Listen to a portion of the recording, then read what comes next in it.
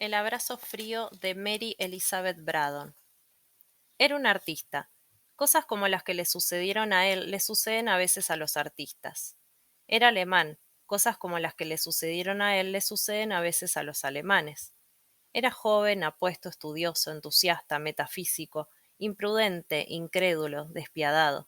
Y siendo joven, apuesto y elocuente, era amado. Era huérfano y estaba bajo la tutela del hermano de su padre muerto, su tío Wilhelm, en cuya casa había sido criado desde que era un niño, y la que lo amaba era su prima Gertrude, a quien a su vez él juró amar. ¿Él la amaba? Sí, cuando lo juró por primera vez. Pronto se desgastó este amor apasionado. ¿En qué sentimiento raído y mísero se convirtió finalmente? En el corazón egoísta del estudiante. Pero en su dorado amanecer, cuando él solo tenía 19 años y acababa de regresar de su aprendizaje con un gran pintor de Amberes, y se paseaban juntos en los más románticos alrededores de la ciudad a la hora de la rosada puesta de sol, bajo la sagrada luz de la luna o en radiantes y felices mañanas, qué sueño más hermoso. Guardaron el secreto para que no lo supiera Wilhelm, ya que él tenía la ambición paternal de un pretendiente, uno adinerado para su única hija, una visión fría y lóbrega frente al sueño de los amantes. Así que se comprometieron, y de pie cuando el sol agonizante y la pálida luna que asoma dividen los cielos, él le puso el anillo de compromiso en el dedo blanco cuya forma delgada él conocía tan bien. Este anillo era singular, una serpiente de oro maciza con la cola en la boca, el símbolo de la eternidad. Había sido de la madre de él, y él lo reconocería entre otros 1000. Si al día siguiente se quedara ciego, podría reconocerlo entre 1000 solo con el tacto. Se lo colocó en el dedo y se juraron fidelidad el uno al otro, por siempre jamás, en los problemas y el peligro, en la tristeza y en el cambio, en la riqueza y en la pobreza.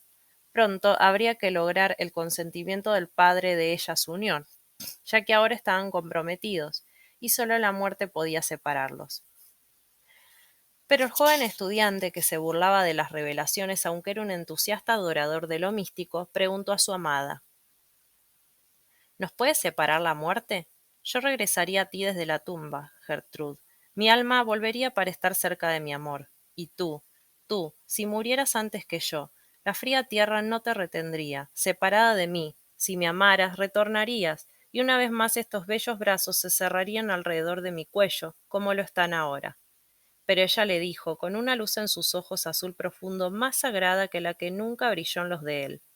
Le dijo que los muertos que mueren en paz con Dios son felices en el cielo, y no pueden regresar a la desconsolada tierra, y que es solamente el impío espíritu del suicida, el infeliz perdido a quien los apesadumbrados ángeles le cierran las puertas del paraíso, el que ronda tras los pasos de los vivientes.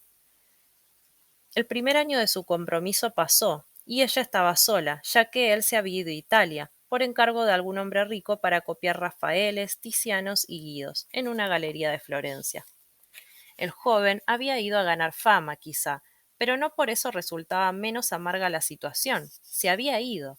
Por supuesto que el padre de ella extrañaba a su joven sobrino, que para él era un hijo, y pensaba que la tristeza de su hija no era más que la que una prima debería sentir por la ausencia de un primo. Mientras tanto, pasaban las semanas y los meses. El amante escribió al principio frecuentemente, luego muy de tanto en tanto, al final nada de nada. ¿Cuántas excusas inventaba ella por él? ¿Cuántas veces iba a la lejana estafeta de correos, a donde él le remitía sus cartas? How many times she hopes, only to be disappointed. How many times she despairs, only to hope again. ¿Cuántas veces tenía esperanzas, solo para quedar desilusionada? ¿Cuántas veces se desesperaba, solo para volver a tener esperanzas? Pero la verdadera desesperación finalmente llegó, y ya no sería aplazada. El rico pretendiente apareció en escena y el padre estaba decidido. Debía casarse de inmediato. Se fijó la fecha de la boda, el 15 de junio. Esa fecha parecía abrazarle el cerebro.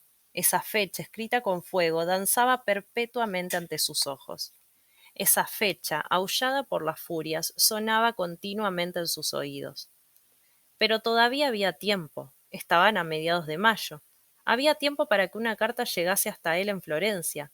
Había tiempo para que él viniera a Brunswick, se la llevara y se casara con ella pese a su padre, pese al mundo entero.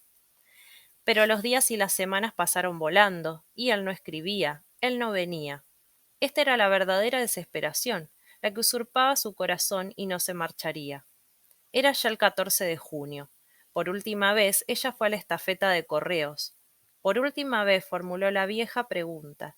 Y le dieron por última vez la sombría respuesta. No, ninguna carta. Por última vez, ya que al día siguiente se celebraría su boda. Su padre no escucharía ninguna súplica. Su rico pretendiente no le prestaría atención a sus rezos. No había aplazamiento posible, ni un día, ni una hora. Únicamente esa noche era suya, esa noche que ella podía usar como quisiera. Volvió por otro camino que el que llevaba a casa. Se apresuró por las callejuelas de la ciudad hasta un puente solitario, donde ambos habían estado juntos tantas veces a la puesta del sol, mirando el resplandor de color rosáceo que se desvanece y se apaga por encima del río. Él regresaba de Florencia. Había recibido su carta. Esa carta borroneada por lágrimas, suplicante, desesperada. Él la había recibido, pero ya no la amaba. Una joven florentina que había posado para él como modelo había cautivado su fantasía, esa fantasía que tenía en lugar de un corazón, y Gertrude había sido medio olvidada. Si ella tenía un rico pretendiente, muy bien, que se casara con él, mejor para ella y mucho mejor para él mismo. No tenía ningún deseo de encadenarse una esposa. No tenía su arte siempre, su eterna novia, su amante fija. Así pensó que lo más sabio era demorar su viaje a Brunswick, de modo de llegar cuando el casamiento ya hubiera pasado, o llegar a tiempo para saludar a la novia. ¿Y las promesas? ¿Las fantasías místicas? ¿La creencia en su regreso, aún después de la muerte, para abrazar al ser amado? Ah, se habían ido de su vida, esfumados para siempre, esos insensatos sueños de niñez. Así que el 15 de junio entró en Brunswick, por ese mismo puente en el que había estado ella, con las estrellas mirándola la noche anterior. Se paseó por el puente y bajó bordeando el agua. Su gran perro le pisaba los talones, y el humo de su pipa de espuma de mar hacía volutas, envolviéndolo de modo fantástico en el aire puro de la mañana. Tenía su cuaderno de bocetos bajo el brazo, y atraído de tanto en tanto por algún objeto que captaba la atención del ojo del artista, se detenía a dibujar. Unos hierbajos y piedritas al borde del río, un peñasco en la orilla opuesta, un grupo de árboles mochos en la distancia. Cuando hubo terminado, admiró sus dibujos, cerró su cuaderno de bocetos, vació la ceniza de su pipa, la volvió a llenar con su bolsita de tabaco, cantó el estribillo de una alegre canción de taberna, llamó a su perro, volvió a fumar y siguió caminando. De pronto volvió a abrir su cuaderno de bocetos. Esta vez lo que lo atraía era un grupo de siluetas. ¿Pero de qué se trataba? No era un funeral, ya que no había dolientes. No era un funeral, pero un cadáver yacía en un tosco ataúd cubierto con una vieja vela, llevado entre dos portadores. No era un funeral, ya que los portadores eran pescadores, pescadores vestidos con su atuendo habitual. A unos 100 metros de él, depositaron su carga sobre un banco. Uno estaba parado a la cabeza del ataúd, los otros se sentaron a sus pies. Y así formaban el grupo perfecto. Él retrocedió 2 o 3 pasos, eligió su ángulo de visión y empezó a delinear un apresurado boceto. Lo terminó antes de que ellos se movieran, oyó sus voces, aunque no pudo oír sus palabras, y se preguntó de qué podían estar hablando. Entonces volvió a caminar y se les unió. ¿Ustedes tienen allí un cadáver, amigos míos? Preguntó. Sí, un cadáver que apareció en la orilla hace una hora. Sí, ahogado, una jovencita muy bonita. Las suicidas siempre son bonitas, dijo el pintor, y luego se quedó allí parado un rato ociosamente, fumando y meditando, mirando al nítido contorno del cadáver y los rígidos pliegues del tosco lienzo que lo cubría. La vida era como unas eternas vacaciones para él, joven, ambicioso, inteligente, a tal punto que parecía como si el pesar y la muerte no tuvieran la menor participación en su destino. Finalmente dijo que, ya que esa pobre suicida era tan bonita, le gustaría hacer un boceto de ella. Les dio un poco de dinero a los pescadores y ellos se ofrecieron a quitar la vela marinera que cubría sus rasgos. No, lo haría él mismo. Levantó el áspero tosco, húmedo lienzo, descubriendo su rostro. ¿Qué rostro? El rostro que brilló en los sueños de su insensata niñez, el rostro que una vez fue la luz del hogar de su tío. su prima Gertrude, su prometida. Vio en una fugaz mirada mientras aspiraba hondo los rígidos rasgos, los brazos de mármol, las manos cruzadas sobre el frío pecho, y en el dedo medio de su mano izquierda el anillo que había sido de su madre. La serpiente de oro, el anillo que, si él se quedara ciego, reconocería solo con el tacto entre mil otros. Pero era un genio y un metafísico. La pesadumbre, la verdadera pesadumbre, no estaba hecha para él. Su primera idea fue la huida de esa ciudad maldita, a cualquier lado lejos de la orilla de ese espantoso río, a cualquier lado lejos del remordimiento, a cualquier lado donde olvidar. Se había alejado ya varios kilómetros por la carretera que partía de Brunswick antes de darse cuenta de que había dado un paso siquiera. Recién cuando su perro se echó jadeando a sus pies, sintió cuán agotado estaba él mismo, y se sentó sobre un banco a descansar. Cómo giraba el paisaje dando vueltas y vueltas ante sus ojos deslumbrados, mientras el boceto de los pescadores de esa mañana y el ataúd cubierto por el lienzo le clavaban su vista roja desde el crepúsculo.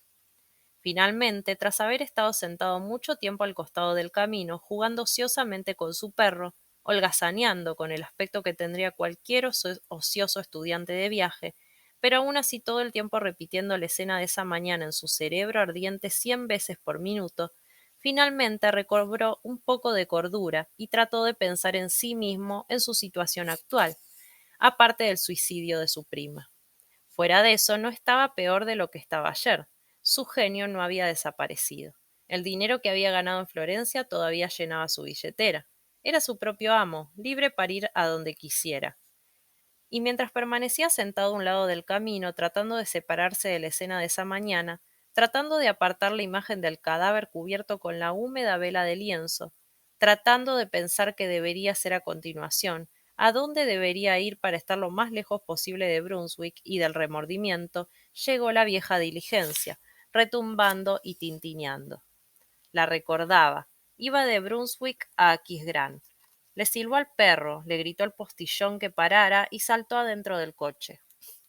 Durante toda la tarde, a lo largo de toda la noche, aunque no cerró los ojos ni una vez, no pronunció palabra, pero al rayar el alba los otros pasajeros se despertaron y empezaron a hablar entre ellos, y él se les unió de la conversación. Les contó que era un artista, que se dirigía a Colonia y Amberes para hacer copias de Rubens y del gran cuadro de Quentin Matsys, en el museo. Recordó más tarde que había hablado y reído ruidosamente, y que en el momento en que había estado hablando y riendo más fuerte, un pasajero mayor y más grave que el resto abrió la ventanilla que tenía más cerca y le dijo que sacara la cabeza y la dejara fuera. Recordó el aire fresco soplándole el rostro, el canto de los pájaros en los oídos y los campos chatos y el costado del camino que tambaleaban ante sus ojos. Recordó esto y que luego se desplomó cayendo como una masa sin vida al piso de la diligencia. Era una fiebre que lo retuvo durante 6 largas semanas en cama en un hotel de Aquisgrán. Se recuperó y, acompañado por su perro, emprendió la marcha a pie hacia Colonia. Para entonces ya era otra vez el que siempre había sido. Una vez más, el humo azul de su corta pipa de espuma de mar hacía volutas ascendentes en el aire de la mañana. Una vez más cantaba alguna vieja canción de taberna de los universitarios. Una vez más se detenía aquí y allá meditando y haciendo bocetos. Era feliz y había olvidado a su prima, y así siguió hasta Colonia. Ahora estaba de pie ante la gran catedral, con su perro a su lado. Era de noche. Las campanas acababan de dar la hora y los relojes estaban marcando las 11. La luz de la luna brillaba a pleno encima de la magnífica mole sobre la cual se paseaba el ojo del artista, absorbido por la belleza de la forma. No estaba pensando en su prima ahogada, ya que la había olvidado y era feliz. De pronto alguien, algo detrás de él, le puso 2 brazos fríos alrededor del cuello, y se aferró con las manos a su pecho. Y sin embargo, no había nadie detrás de él, ya que sobre las losas del pavimento bañadas por la vasta luz de la luna, vio solamente 2 sombras, la suya propia y la de su perro. Se dio vuelta rápidamente. No había nadie, nada a la vista en la ancha plaza, salvo él mismo y su perro, y aunque lo sentía, no veía los brazos fríos aferrados alrededor de su cuello. No era fantasmal este abrazo, ya que era palpable al tacto. No podía ser real, ya que era invisible. Trató de librarse de la fría caricia. Agarró las manos con las suyas para separarlas y arrojarlas fuera de su cuello. Pudo sentir los largos dedos delicados, fríos y húmedos al tocarlos, y en el tercer dedo de la mano izquierda pudo reconocer el anillo que había sido de su madre. La serpiente de oro, el anillo del que siempre había dicho que reconocería entre mil solo con tocarlo. Ahora lo sabía. Los brazos fríos de su prima muerta le rodeaban el cuello. Las manos húmedas de su prima muerta estaban unidas sobre su pecho. Se preguntó si estaba loco. Arriba, Leo, gritó. Arriba, arriba, muchacho. Y el Terranova le saltó a los hombros. Las zarpas del perro estaban ya sobre las manos muertas, pero entonces el animal emitió un aullido terrorífico y saltó apartándose de su amo. El estudiante quedó de pie a la luz de la luna, los brazos muertos rodeándole el cuello y el perro a poca distancia gimiendo lastimeramente. En ese momento un vigilante, alarmado por el aullido del perro, vino hacia la plaza para ver cuál era el problema. En lo que dura un suspiro los brazos fríos habían desaparecido. Se hizo acompañar por el vigilante hasta su hotel y le dio dinero. En su gratitud podría haberle dado al hombre la mitad de su pequeña fortuna. ¿Vendría otra vez hacia él este abrazo de la muerta? Trató de no quedarse nunca solo. Se relacionó con 100 personas y compartió la habitación con otro estudiante. Si lo dejaban solo en el salón público de la posada donde se alojaba, se ponía en movimiento y corría a la calle. La gente notaba sus extrañas acciones y empezaron a creer que estaba loco. Pero pese a todo se halló solo otra vez, ya que una noche el salón público quedó vacío un momento, y cuando salió con cierta pereza a la calle, ésta también estaba vacía, y por segunda vez sintió los brazos fríos alrededor de su cuello. Y por segunda vez, cuando llamó a su perro, el animal retrocedió huyendo de él con un aullido lastimero. Luego de esto se marchó de Colonia viajando a pie, ahora por necesidad, porque se le estaba terminando el dinero. Se unió a los vendedores ambulantes, caminó codo a codo con labradores, habló con todo viajero de a pie con el que se cruzó, y trató siempre de encontrar compañía en el camino, de la mañana a la noche.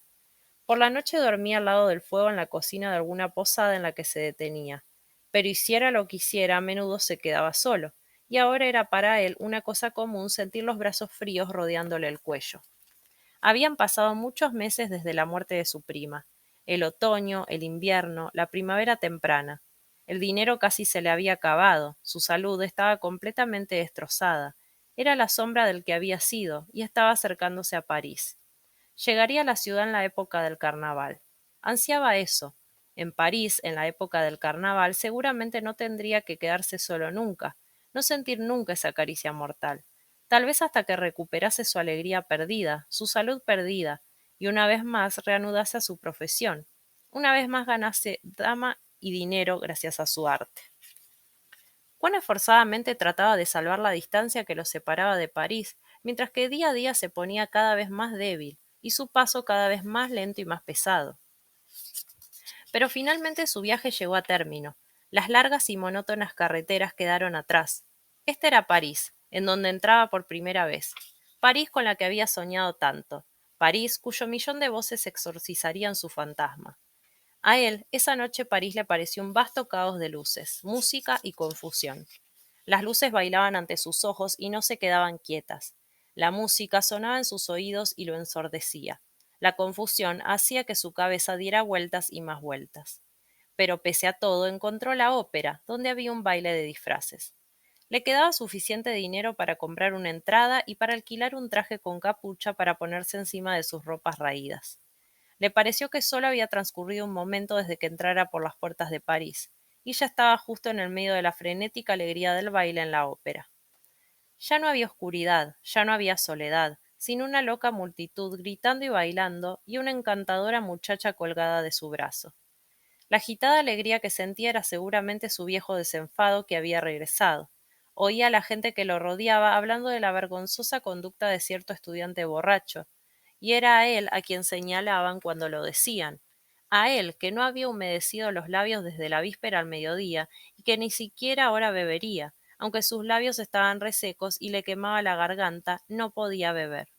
Su voz era gruesa y ronca, y las palabras que emitía poco claras, pero aún así tenía que ser su viejo desenfado que había regresado y que lo hacía sentir tan frenéticamente contento.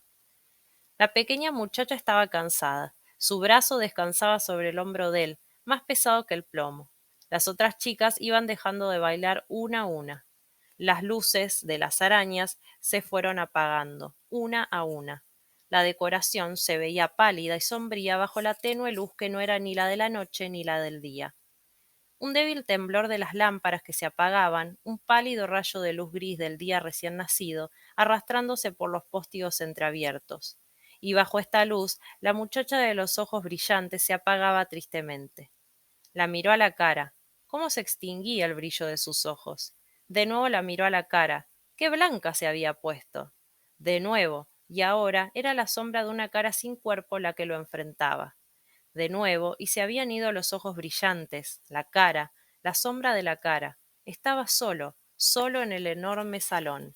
Solo, y en el terrible silencio oyó los ecos de sus propios pasos en esa sombría danza que no tenía música. No había otra música más que el latido de su pecho. Los brazos fríos le rodeaban el cuello, se arremolinaban rodeándolo, no se soltarían, no se podría librar de ellos. Ya no podía escapar de su helado apretón más que lo que podía escapar de la muerte. Miró detrás de él. No había nada, salvo él mismo y la gran sal vacía. Sin embargo, podía sentir, fríos como de muerte, pero oh, cuán palpables, los largos dedos delgados y el anillo que había pertenecido a su madre. Trató de gritar, pero no tenía fuerzas en su garganta ardiente. El silencio del lugar solo era roto por los ecos de sus propios pasos en el baile del que no podía librarse. ¿Quién dice que no tenía compañera? Las manos frías estaban apretadas sobre su pecho, y ahora él no rechazaba su caricia. No, una polca más, y caería muerto. Las luces permanecieron apagadas, y media hora más tarde, los policías llegaron con una linterna para comprobar que el edificio estuviera vacío. Los seguía un gran perro que habían encontrado echado y aullando en las escalinatas del teatro. Cerca de la entrada principal, se tropezaron con el cadáver de un estudiante, que había muerto de inanición, agotamiento y la rotura de un vaso sanguíneo.